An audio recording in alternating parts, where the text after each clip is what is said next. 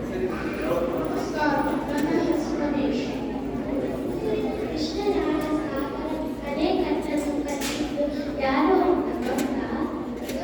ವಿಶ್ವೇಶ್ವರಯ್ಯ ಅವರು. ಅವರು ಬಹು ದೊಡ್ಡ ಹೆಸರು.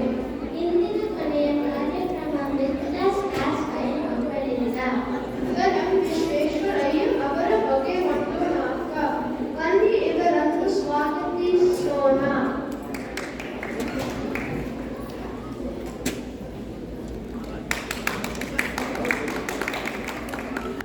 1875 ಮುದ್ದಿನಹಳ್ಳಿ ಎಂಬ ಪುಟ್ಟ ಗ್ರಾಮ. ಅಲ್ಲಿ ಒಬ್ಬ ಬಾಲಕ ಓದಿಗಾಗಿ ದಿನಕ್ಕೆ 15 ಮೈಲಿ ನಡೆಯುತ್ತಿದ್ದ.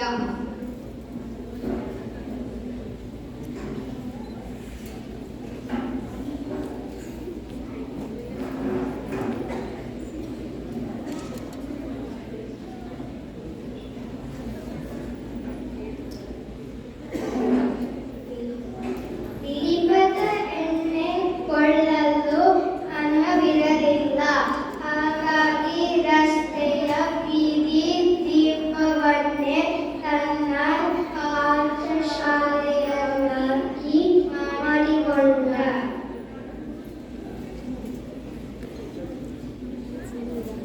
ನೀವೆಲ್ಲ ನೋಡಿದ್ದೀರ.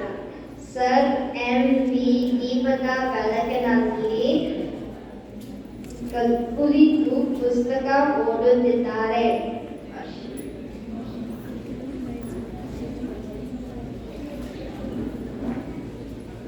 ವಿಶ್ವೇಶ್ವರಯ್ಯ, ಮಧ್ಯರಾತ್ರಿ ಆಗಿದೆ, ನಿದ್ದೆ ಇಲ್ಲದೆ ಇಡೀ ಊರು ಮಲಗಿದೆ. ನೀನು ಯಾಕೆ ಇನ್ನು ಓದುತ್ತಿದೀಯಾ? ಬಸಪ್ಪ, ಊರು ಮಲಗಿರಬಹುದು, ಆದರೆ ನದಿಯ ನೀರು ಸಮುದ್ರ ಸೇರಿ ವ್ಯರ್ಥವಾಗುತ್ತಿದೆ. ಅದನ್ನು ನಿಮ್ಮ ಹೊಲಗಳಿಗೆ ತರುವುದು ಹೇಗೆ ಎಂದು ನಾನು ಲೆಕ್ಕ ಹಾಕುತ್ತಿದ್ದೀನಿ. ಮೈಸೂರಿನ ಭವ್ಯವಾದ ಅರಮನೆಯಲ್ಲಿ ರಾಜ ನಲ್ಕದಿ ಕೃಷ್ಣರಾಜ ಒಡೆಯರ್ ಮತ್ತು ಹ್ಯಾಮಿಲ್ಟನ್ ಇದ್ದಾರೆ.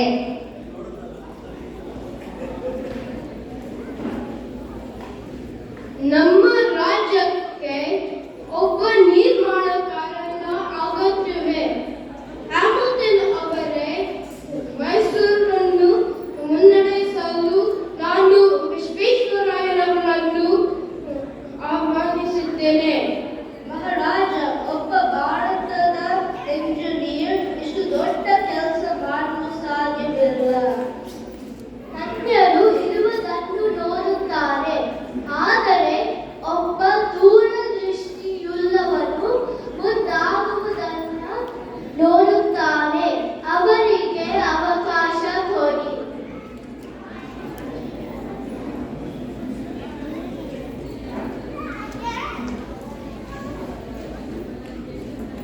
ಈಗ ನೋಡಿ, ಅರಮನೆ ಬಿಟ್ಟು ಕಾರ್ಖಾನೆಯ ಕಡೆಗೆ ಹೋಗೋಣ. ಅಲ್ಲಿ ಶ್ರೀಗಂಧದ ಘಮ ಮತ್ತೆ ಯಂತ್ರಗಳ ಸದ್ದು ಕೇಳಿಸುತ್ತಿದೆ. Sir MV. ನಮ್ಮ ದೇಶದ ಸಂಪತ್ತನ್ನು ಕಾಪಾಡಲು ಇಲ್ಲಿ ಬಂದಿದ್ದಾರೆ.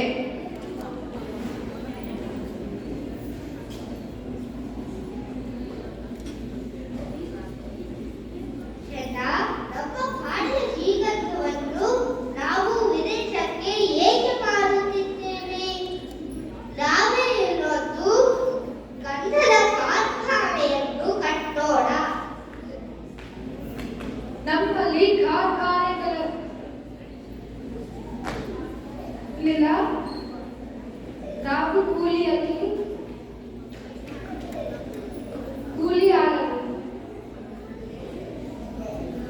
ಇನ್ನು ಮುಂದೆ ಆಗಲ್ಲ.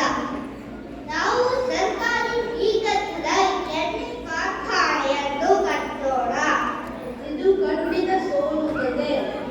ಗುಣಮಟ್ಟಕ್ಕೆ ಯಾವುದೇ ರಾಷ್ಟ್ರೀಯತೆ ಇರುವುದಿಲ್ಲ. ಹ್ಯಾಮಿಲ್ಟನ್, ಕೆಲಸ ಶುರು ಮಾಡು.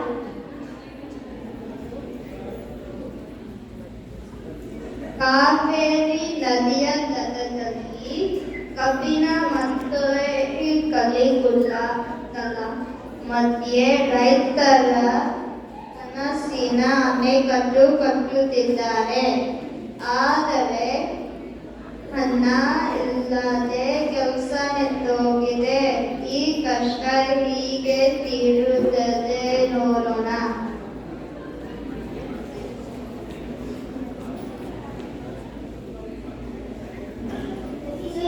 ಬಿಸಿ ಇದೆ, ಕಷ್ಟಪಡುತ್ತಿದ್ದಾರೆ. ಮತ್ತು ಸಂಕಷ್ಟ ನಮ್ಮ ರೈತರ ಕನಸನ್ನು ಹಸಿ ಮಾಡುತ್ತದೆ. ಈ ಮೌನವನ್ನು ಯಾರು ಮುರಿಯುತ್ತಾರೆ?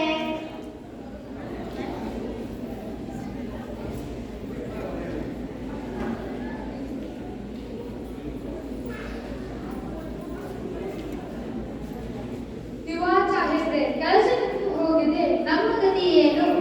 ಖಜಾನೆ ಖಾಲಿಯಾಗಿದೆ, ಲೆಕ್ಕಾಚಾರವಿಲ್ಲ. ಖಜಾನೆ ಖಾಲಿಯಾಗಿದ್ದರೆ ಏನಂತೆ? ನನ್ನ ವಜ್ರ ತೆಗೆದುಕೊಳ್ಳಿ, ಬೇಕಾದರೆ ಅರಮನೆಯ ಒಡವೆಗಳನ್ನು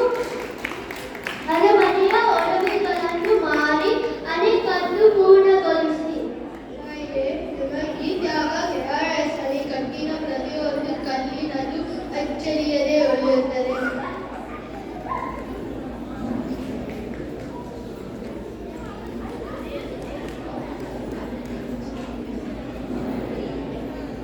ಅವರು 101 ವರ್ಷಗಳ ಕಾಲ ಬದುಕಿದರು. ಶಿಸ್ತಿನ ಬದುಕೆ ಅವರ ಯಶಸ್ಸಿನ ರಹಸ್ಯ.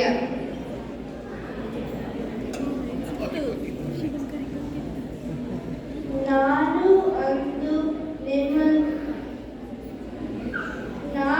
ಅಂದು ನಿಮ್ಮನ್ನು ಅನುಮಾನಿಸಿದ್ದೆ ವಿಶ್ವೇಶ್ವರಾಯನವರೇ. ಆದರೆ ಇಂದು ಇಡೀ ಲಂಡನ್ ಮೈಸೂರು ಬಗ್ಗೆ ಮಾತುಗಾಡುತ್ತದೆ. ಇದು ನನ್ನ ಗೆಲುವಲ್ಲ ಹಾರ್ಟರ್, ಇದು ಭಾರತೀಯರ ಸಾಮರ್ಥ್ಯದ ಗೆಲುವು.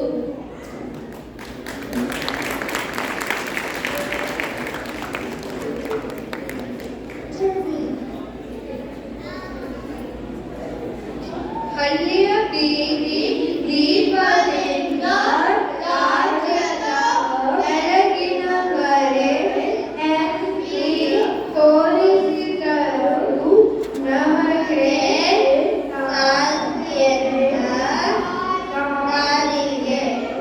ಕಾಯಕವೇ ಕೈಲಾಸ ಅವರ ಬದುಕಿನ ಗೀತೆ. ಮೈಸೂರಿನ ಶಿಲ್ಪಿಗೆ ನಮನಗಳು.